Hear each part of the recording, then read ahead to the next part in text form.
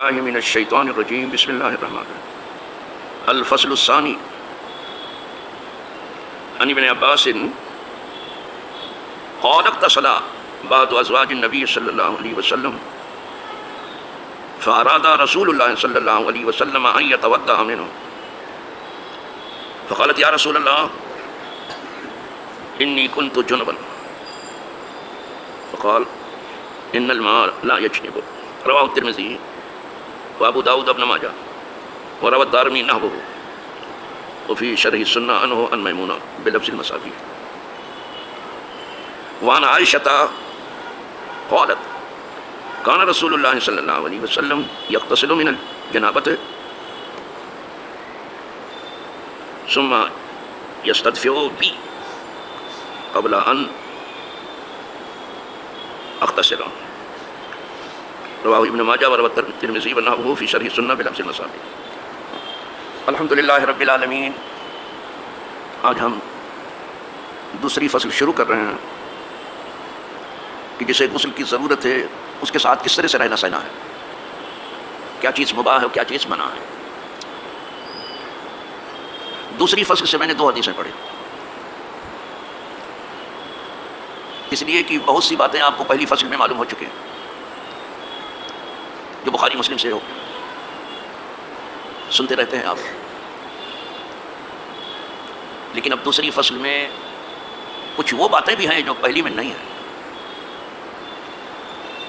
اور محدثین کے نزدیک ضروری ہے کہ جو نہیں ہے معلوم کریں آپ دوسری حدیث کی کتابوں سے، صرف بخاری اور مسلم کی آڑ لے کے نہ رہ جائیں، نہیں تو لانے کی کیا ضرورت ہے دوسری فصل. کچھ لوگ تو یہ کہنا چاہتے ہیں کہ جو کچھ بخاری اور مسلم میں ہے بس، ایسا نہیں ہے. کچھ باتیں ایسی ہیں جو بخاری مسلم میں نہیں ہیں لیکن یہاں ہیں، کچھ دوسری فصل میں ہیں، کچھ تیسری فصل میں ملیں گی آپ کو.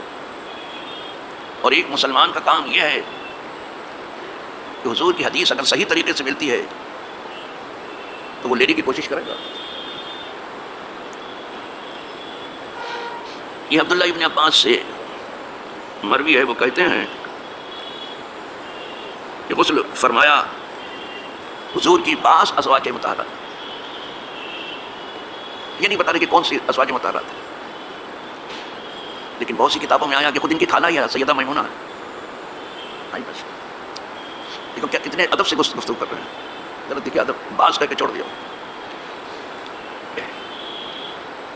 جتنی پردے کی بات ہے جتنے پردے میں ہو زیادہ اچھا، اور جہاں ناگزیر ہے بیان کرنا وہاں پھر بہت احتیاط ضرور ہے.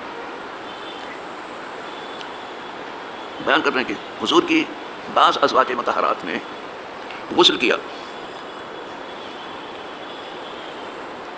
فی جفنتن، ایک بہت بڑے لگن میں، تشت میں بہت بڑے جو پانی تھا اس سے انہوں نے غسل کیا، لیکن اس میں پانی بہت آتا ہے بڑی لگن میں. اب ہم ایسے شہر میں ہیں کہ یہاں پانی لوگوں کو نل سے مل رہا ہے، اور تقریباً ہندوستان کے جس شہر میں ہمارا جانا ہو تقریباً وہاں نل ہیں، اور دیہاتوں میں بھی اب جو بہت کھاتے پیتے گھرانے ہیں ان کے یہاں بھی نل کا بندوبست ہے، حالانکہ وہاں ٹیوب ویل سے پانی لیتے ہیں. لیکن دیہاتوں میں کتنے ہی غریب ہیں جو کنویں سے پانی جو ہے بالٹی اور ڈول میں کھینچ کر کے لاتے ہیں، تو ان کو پانی برتن میں رکھنے کا اتفاق ہوتا ہے، بالٹی میں رکھتے ہیں، تو زیادہ بھرتے ہیں تو بڑے بڑے لگن میں بھی رکھ دیتے ہیں سب پانی. تو یہ نہ سمجھیے کہ اب لگن کی کوئی ضرورت نہیں ہے ابھی بھی یہاں کی تقریباً 80% آبادی دیہات میں آباد ہے. اور ابھی بھی میں جانتا ہوں کہ بعض گھروں میں اس وقت بھی باتیں کچھ ہیں، ٹھیک سے گھر میں جلانے کو چراغ تک نہیں ہے.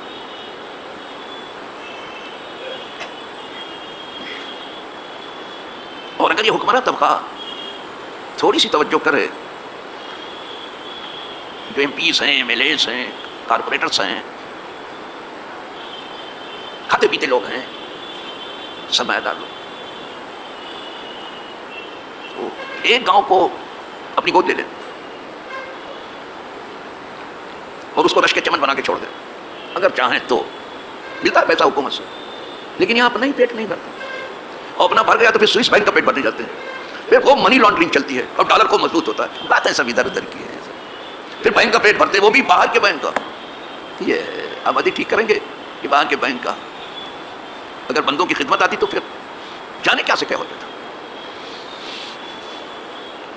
جہاں بھی اللہ کے بندے آباد ہیں وہاں قدرت نے ان کی زندگی کے وسائل سب رکھ دیا ہے.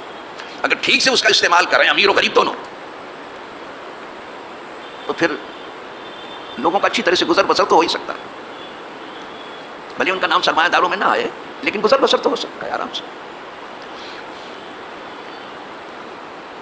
امیر اگر سخاوت سے کام لیتے اور غریب اگر قناعت سے کام لیتے تو رسم سوال دنیا سے اٹھ جاتا.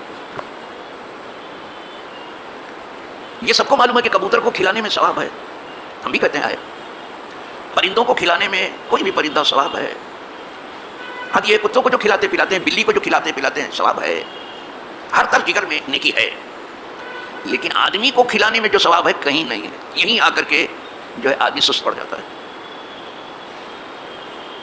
جب آپ کتے اور بلی کو کھلانے میں ثواب سمجھتے ہو اور ہے، پرندوں کو کھلانے میں سمجھتے ہو کہ ثواب ہے اور ہے، غلط نہیں سمجھتے ہو آپ. تو یہ کیا آپ کی سمجھ میں نہیں آیا کیا آدمی کو کھلانے میں بھی ثواب ہے؟ وہ اشرف المخلوقات، سب سے زیادہ ثواب ہے اس میں. یہیں آ کر کے ہمیں ولک کی سیاہ گشت مدعا ہی جاست، جہاں روشنائی گری ہے مقصد وہیں تھا، یہاں آ کے سست پڑ جاتا ہے. تمہیں کیا معلوم کہ ایک انسان کو پالنے میں کیا کچھ رکھا گیا ہے؟ ایک آدمی کو جلانا ایسے جیسے پوری انسانیت کو جلانا، اور ایک آدمی کو بلا وجہ مار ڈالنا ایسے جیسے پوری انسانیت کا خون کر دینا. جی صاحب، یہاں آ کے سست پڑ جاتے ہیں. تو یہ پہلے لگن میں پانی رکھا جاتا تھا، مشق میں ہوتا تھا، پھر اسے لگن میں بڑے لگن میں ہوتا تھا، پھر اس لگن سے کسی برتن کے ذریعے سے پانی نکال کر کے پہلے ہاتھ دھو کر کے پھر پانی نکال کر کے وضو یا غسل کیا جاتا تھا. تو وہی سیدہ میمونہ رضی اللہ تعالیٰ عنہا نے اس لگن سے پانی نکال کر کے غسل کیا. بڑا لگن تھا، بہت بڑا تخت تھا وہ.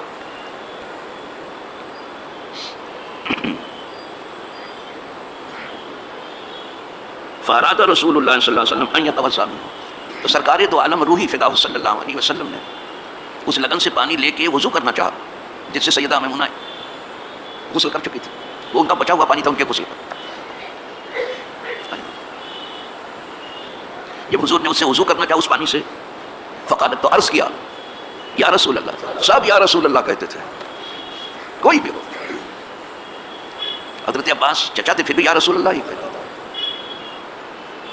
عرض کیا یا رسول اللہ صلی اللہ علیہ وسلم، انی کنت جنبا، میں جنبی تھی، میرے پر غسل فرض تھا، تو اس پانی سے میں نے غسل کیا اور میرے غسل سے بچا ہوا پانی ہے. دیکھو اب اس سے مسئلے کو بالکل سمجھنے میں ایک دم آسانی ہو جائے. وہ میرے غسل سے بچا ہوا پانی ہے.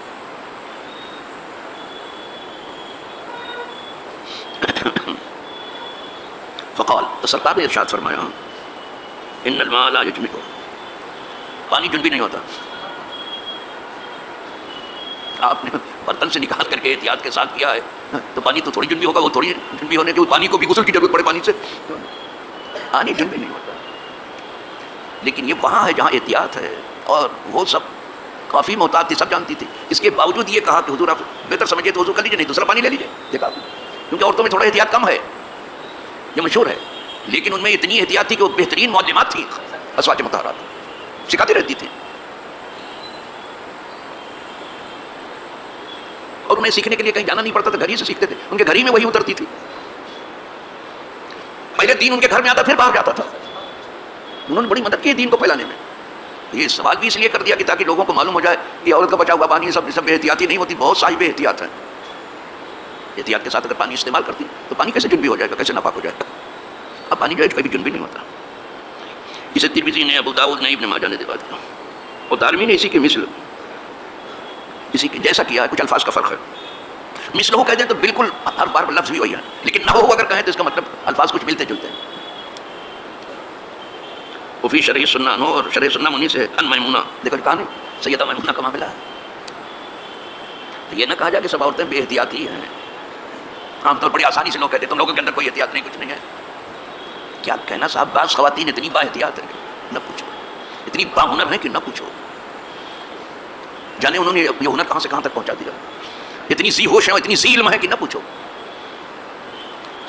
یہ ہے کہ زیادہ تر کہا جو پڑھی لکھی نہیں، کچھ جانتی نہیں، اناپ شناپ، وہاں تو بہت احتیاط کی ضرورت ہے بابا.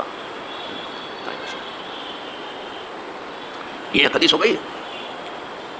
دوسری سن لیجیے، یہ ام المومنین عائشہ صدیقہ رضی اللہ تعالیٰ عنہ سے کہتی ہیں کانا رسول اللہ صلی اللہ علیہ وسلم یغتسل من الجنابت، جنابت کو غسل حضور کرتے تھے. کبھی کبھی یہ بھی حضور کے ساتھ ہی غسل کرتی تھی، پہلی فصل میں ہو چکا ہے. اور جو حضور تیزی سے کرتے تھے کہتے دالی دالی حضور میرے لیے بھی چھوڑیے، ہمارے لیے بھی چھوڑیے. یہ سن چکے ہیں آپ کو، اگر یاد نہ ہو تو یاد دلا رہا ہوں. اور کبھی حضور الگ غسل کرتے تھے، الگ کرتے تھے، دونوں صورت ہے. تو حضور پہلے غسل کر لیتے تھے تو حضور نے کیا.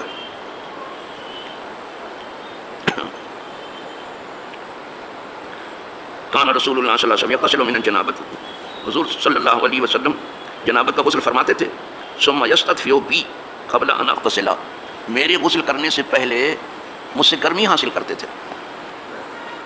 وہاں پانی وانی گرم کرنا تو تھا نہیں، اور عرب کی سردی عجیب غریب ہے. تو کہا جب آپ غسل کر لیتے تو آ کے بستر پر لیٹ جاتے اور مجھ سے گرمی حاصل کرتے.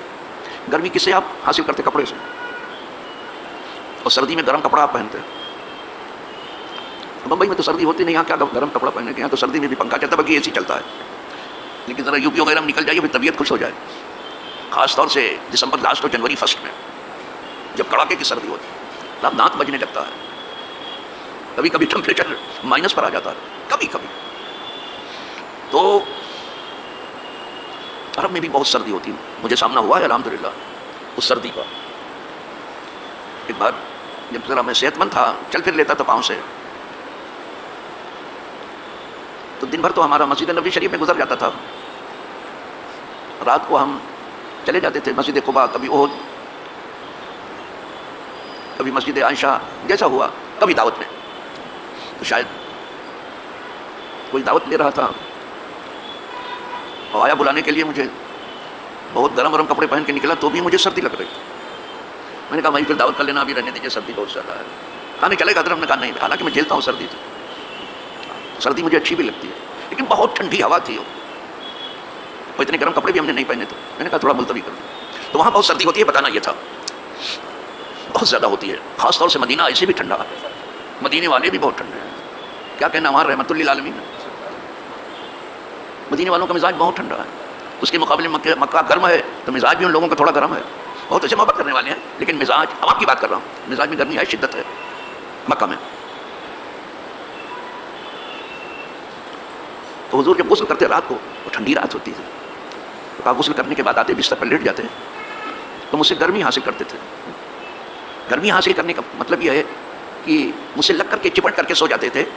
تو جیسے کپڑا بدن سے لگا رہتا ہے، اس سے گرمی ملتی ہے نا، تو میں تو سوئی رہتی تھی تو بدن میرا گرم رہتا تھا، تو حضور کی جسم کو گرمی مل جاتی تھی. آئی بس یہ تو گرمی کے لیے بات کرتی ہیں تو صحیح ہے کہ گرمی حاصل کرتے تھے. اصل بات یہ ہے کہ حضور جو ہے ان کی چاہت بھی بہت زیادہ تھی، چاہت بھی زیادہ. کہتی ابھی ہم نے غسل نہیں کیا تھا، اس کے باوجود جو ہے وہ مجھے کپڑے کی جگہ سے استعمال کرتے تھے، گرمی مجھ سے حاصل کر لیتے، جیسے کپڑا پہن کے گرمی حاصل کرتے. تو معلوم ہوا کہ وہ حکمن نجس ہے، حقیقت نہیں. اس کے ساتھ لیٹ سکتے ہو، بیٹھ سکتے ہو، اس کے جسم کو چھو سکتے، اس کا پسینہ بھی درست ہے، کچھ نہیں ہے. یہ ہے کہ نماز روزہ نہیں کر سکتے، بس غسل کرنا ہے اس کو. اب میں نے غسل کرنے سے پہلے، اسی طرح مسلم شریف کی حدیث میں ہے کہ میں حیض سے ہوتی تھی اور پانی پیتی تھی. حضور کو بھی پانی پینا رہتا تھا، تو حضور وہ برتن لے لیتے بڑا سا جاتا جس میں نے پانی پیا ہے. تو جہاں سے میں نے پانی پیا جس جگہ وہاں منہ لگا کے پانی پیتے، حالانکہ میں حیض میں غسل ضروری ہے. معلوم اس کا جھوٹا بھی پاک ہے، اب سمجھ میں. اور یہاں اس کو سمجھتے ہیں کہ گھر سے باہر نکال دینے کے لائق ہے. نہ جاننے کی وجہ سے تو خدا جانے کیا کیا کریں گے یہ لوگ. سیکھا ہے نہیں کچھ. کہا سرکار وہیں منہ رکھتے تھے جہاں میں نے منہ رکھا تھا اور پی لیتے تھے پانی. یہ بتانا تھا کہ اس کا جھوٹا بھی پاک ہے، اس کا پسینہ بھی پاک ہے. یہ اور بات ہے، اسے غسل کی ضرورت ہے. الحمدللہ خدا کرے کہ دین کی سمجھ ہم تمام دھیرے دھیرے کتاب و سنت سے آ جائے. ہم زندگی بھر علم حاصل کرتے رہیں، جیسا کہ حدیث پاک میں ہے کہ محض سے لے کے لحد تک. تو اللہ وہ دن ہم سب کو دکھائے کہ ہم دین کا علم محض سے لے کے لحد تک حاصل کرتے رہیں. اللہ اس پر عمل کی توفیق دے، جینے مرنے کی توفیق دے، اور انہی حقائق پر اٹھنے کی توفیق دے. وآخر دعوانا ان الحمد للہ رب العالمین.